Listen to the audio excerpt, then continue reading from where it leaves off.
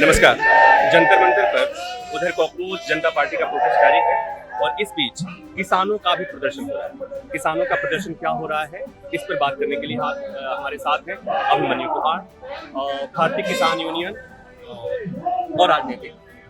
अभिमन्यु, ये बताएं, जो ये आप लोगों की सभा है, इसमें किस बात को लेकर सभा हो रही है, आपकी मांगे क्या है, आप क्या कर रहे हैं? देखिए, पिछले लगभग 1.5 सालों से हम ये जो भारत अमेरिका के बीच में प्रस्तावित मुक्त व्यापार समझौता है, इसके खिलाफ आवाज उठा रहे हैं। हमारी ये मांग है कि इस प्रस्तावित मुक्त व्यापार समझौते में डेयरी, एग्रीकल्चर और पोल्ट्री क्षेत्रों को शामिल ना किया जाए। हमने लगातार कई कार्यक्रम किए, ये रामलीला मैदान में बड़ी पंचायत करी, यहाँ पे पिछले साल 25 अगस्त को हमने कार्यक्रम किया।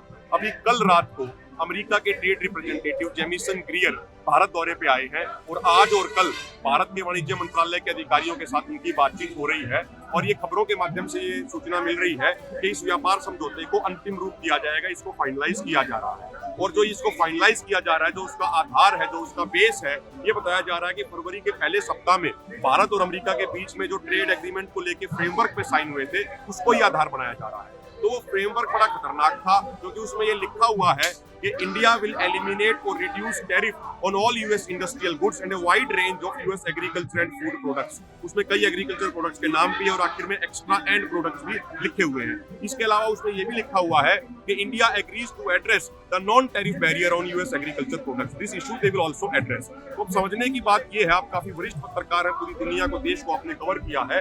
अमेरिका में एक किसान को सालाना वहां की सरकार 80 लाख रुपए की सब्सिडी देती है। हमारे यहाँ पे एक किसान को एवरेज मात्र 14,000 रुपए की सब्सिडी देती है। तो अमेरिका के किसान की आमदनी तो सब्सिडी से हो गई, इसलिए वो बहुत कम दाम पे अपना एग्रीकल्चर प्रोडक्ट अपने देश की कंपनी, अपने देश की सरकार को दे देता है। तो वो सारे का सारा अमेरिका यहाँ पे डंप करने की तैयारी कर रहा है। मैं उदाहरण के तौर पे आपको एक बात कह रहा हूँ, जैसे पिछले साल 2389 रुपया पीआर धान का एमएसपी था, अब की बार लगभग 2585 रुपया गेहूं का एमएसपी था।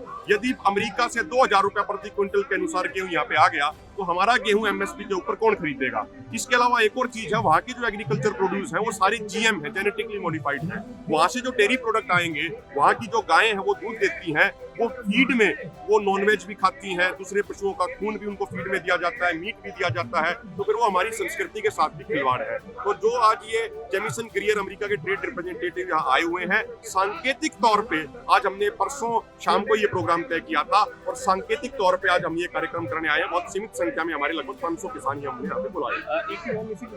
सारे किसान संगठन नहीं, केवल आपका संगठन है, क्यों बाकी लोगों में आप लोगों में कोई नहीं, हमारे जो संयुक्त किसान मोर्चा गैर राजनीतिक में जितने भी संगठन है, सबके प्रतिनिधि आए हुए हैं और आने वाले समय में एकता के भी प्रयास चल रहे हैं और बहुत जल्दी सभी संगठनों की एकता करके 2020-21 जैसा आंदोलन ही पुनः खड़ा किया।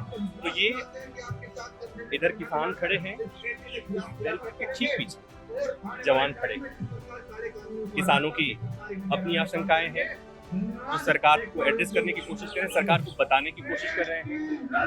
वो इस्तीफा नहीं मांग रहे हैं, बस ये कि जो ट्रेड डील होने जा रही है उससे अपने किसानों का, भारत के किसानों की भी मिट्टी को अनदेखी न किया जाए, ये मांग है। और ठीक पीछे युवा बस इतनी सी मांग कर रहे हैं कि दरअसल युवाओं के भविष्य का मसला है और परीक्षा ही हमारे देश में युवाओं का भविष्य तय करती है।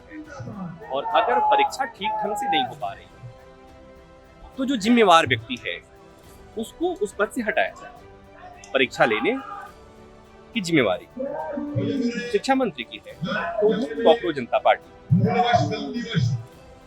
शिक्षा मंत्री के इस्तीफे की मांग कर रही है। आज चौथा दिन है, 20 तारीख से आंदोलन शुरू हुआ था, ये वाला इसके पहले 6 तारीख को हुआ था। ये वाला जो प्रोटेस्ट शुरू हुआ है 20 तारीख से, 20, 21, 22, 23 आज भी जारी, और वहां से लगातार नारे लगाए जा रहे हैं, इस्तीफे की मांग की जा रही है। हालांकि संख्या कम है, और एक बात और कहूँ कि लोकतंत्र में संख्या बल बहुत महत्वपूर्ण होता है। जब संख्या कम है तो नारों की आवाज बड़ी मध्यम है, और लोकतंत्र में मध्यम आवाज ही अनसुनी होती है। लेकिन संवेदनशील लोकतंत्र में आवाज चाहे कम हो या ज्यादा सुननी होती है, और यही एक आदर्श लोकतंत्र की पहचान है। तो अभी जंतर मंतर की एक तस्वीर, अगर आपको ये बातचीत और ये रिपोर्ट आपको पसंद है तो इसे लाइक कीजिएगा। अभी के लिए बस इतना ही। धन्यवाद।